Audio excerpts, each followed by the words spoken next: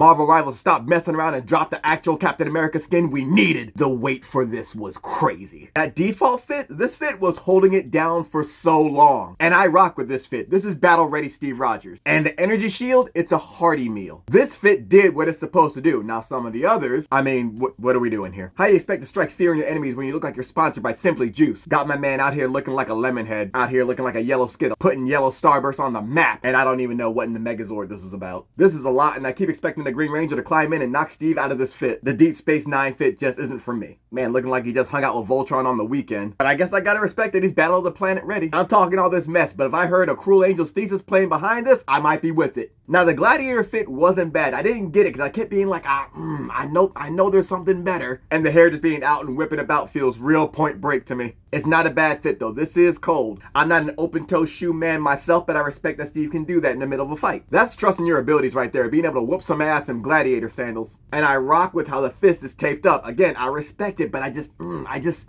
I knew there was something more. And then they dropped this, and the first thing I said was, that's what the fuck I'm talking about. This right here, Wakanda ally Steve Rogers. I rock with this. My man got the Wakandan shields on both arms. That big white star on the chest, gone. And anytime you see a white man with the hair slicked back, you know they mean business. I know he looks like he'd be storming the Capitol on January 6th, but then you'd see him stand in front of everyone, and you'd be like, oh, he's not on their side. Okay, all right. Yeah, this is what I'm talking about. Black Star Steve Rogers. That man was listening to Black on Both Sides by Mos Def, now known as Yasin Bey. This Steve Rogers is bumping definition and redefinition back to back. Steve Rogers puts on this fit and remembers he was there for the Harlem Renaissance. This Steve Rogers remembers the Marcus Garvey parades. This Steve Rogers remembers sitting in on a lecture from W.E.B. Du Bois. This Steve Rogers remembers commuting from Brooklyn to Harlem for his first job as a lookout at a speakeasy. Look, I'm letting you know right now, ain't no other fit gonna see the light of day. Had me out here representing American colonialism. American imperialism. American propaganda. Wow, why is it so hard to get right? I'm gonna get it right this time. Hold on. Had me out here representing the American dream and ideals of what America should be, even though we all have different definitions of America based on our experiences, especially if based upon being black, POC, a woman, trans, or your sexual orientation. Destructo Jugo has a really good video about this that does way more justice than I am. This is a Captain America that represents a better America. And this is a Captain America that said, hey, fuck all that. This is the fit Steve Rogers wears when America's fucking up. It's Captain America banging on doors telling everybody, yo, the system corrupt and we mobilizing at 5. The revolution won't be televised. It's gonna be live streamed. Take a flyer, tell a friend. I'll see you there. Yeah, that's not my Captain America because that's Sam Wilson. That's my Steve Rogers right there. My man went from military to black ally militant. That man had sweet potato pie in Wakanda, came back a changed man. Hearing this Steve Rogers say assemble, hits way different.